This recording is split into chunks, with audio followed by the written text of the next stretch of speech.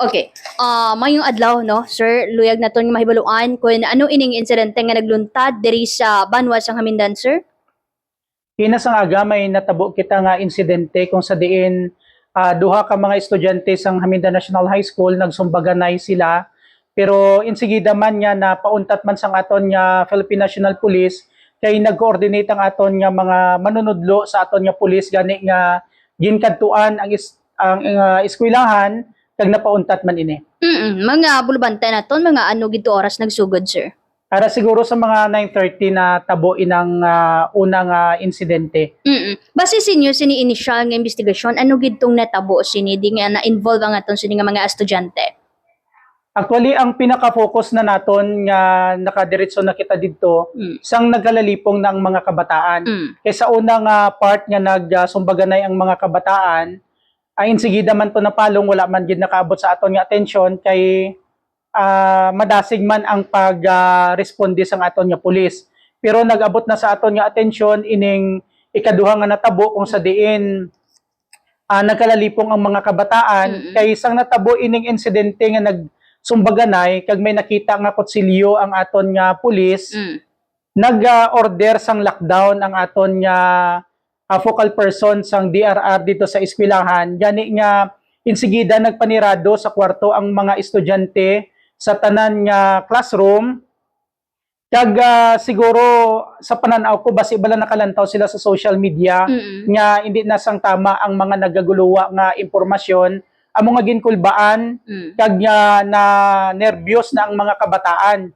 So dito na nga samtang may programa kami diri sa gymnasium na kung magtulo ka sa imo nga tuo, makita mo na ang gates ng eskwelahan. Na-notice namon nga ara kami sa stage nga may nag-agi nga ambulance.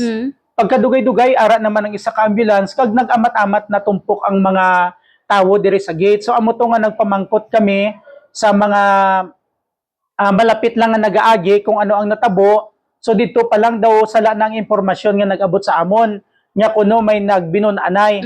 So, ginpakadtuan namon sang tawo kag nakita na namon dito ang amon nga traffic enforcer nga naga-assist na nagtawag ako kung ano ang sitwasyon.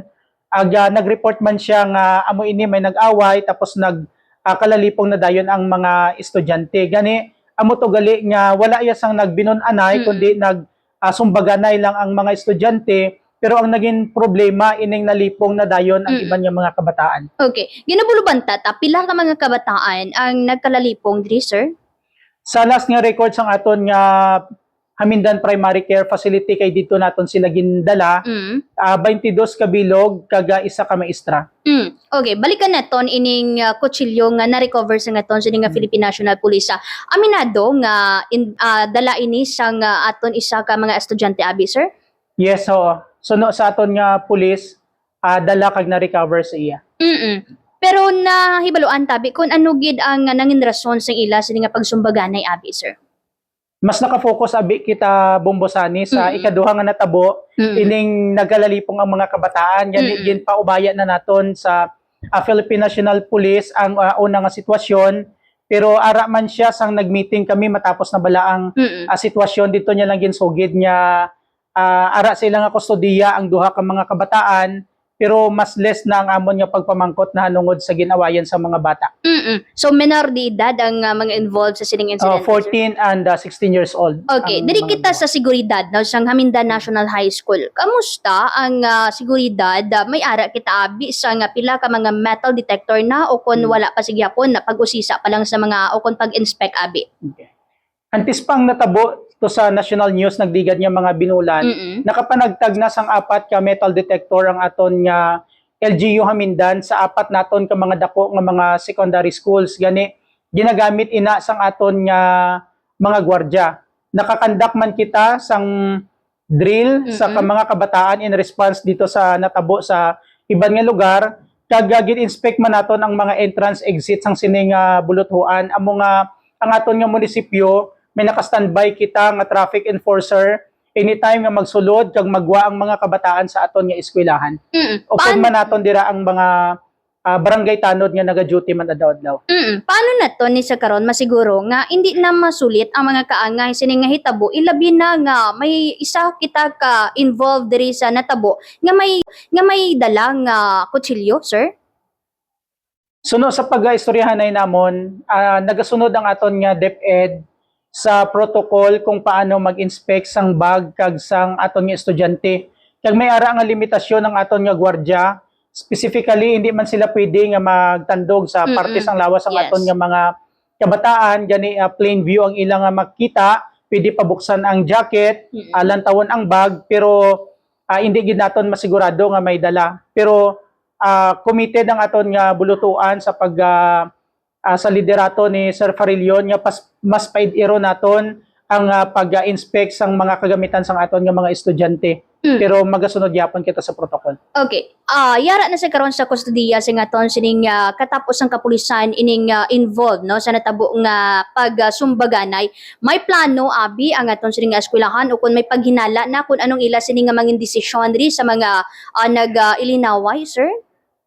Ihahatag na naton siguro sa Philippine National Police kay ara na sila nga kustodiya, ilang nga ginaestudyohan subong ang kaso sang sini nga mga kabataan kag ginahatag na namon sa ila ang dapat kag tamang obrahon. Okay. Siguro base may ara ikaw no sa mahatag man nga mensahe sa aton sini nga mga ginikanan kag sa aton sini nga mga estudyante hindi lang man siguro diri no sa Banwa man sa Amindan pero particular kita sa Amindan National High School, sir. Sa aton nga mga ginikanan kag mga estudyante, ang inyo nga eskwelahan kaupod ang aton nga mga partner agencies, ang LGU, Police, Bureau of Fire, ang inyo nga DRR, ang traffic, ang barangay, wala gid nagpabaya sa nangin insidente kay na sa aton nga eskwelahan. Kag nagapasalamat kami sa kooperasyon sang aton nga mga estudyante sa aton nga mga ginikanan. Ang amon lang nga ginahinyo nga likawan ang pag-share, pag-post sang mga unverified information agod nga hindi magdugang sa problema sang aton nga mga kabataan. Kay kung ako ang maglantaw, ang primary source sang information sa mga kabataan sa social media kagiina kag damo sang mga misinformation nga ilan na baton nga amo siguro trigger pagid nga na nervyos kag nakulba ng aton nga mga kabataan. Kag gusto ko pasalamatan ang tanan nga mga ehensya nga kaupod namon didto nga maayo nga pag-coordinate, pag-aksyon nga nangin safe ang mga kabataan kag mga maestra. Okay, idugang ta. First time ni sir nga natabo diri sa Hamindan sa aton sining nga Banwa? Ang mga nagakalipong estudyante isa duha, ordinaryo lang na sa eskwelahan naton dira sa Hamindan National High School. Amo gani nga una nga tawag kay ina sa aton nga DRR personnel, ginapamangkot niya basi drill lang ini. Kay usual naman lang may gakalipong pero nagabot na 5 pulo nagdamo na mga na ano gid naton nga madasig man ang pag-action sang kada isa. Okay.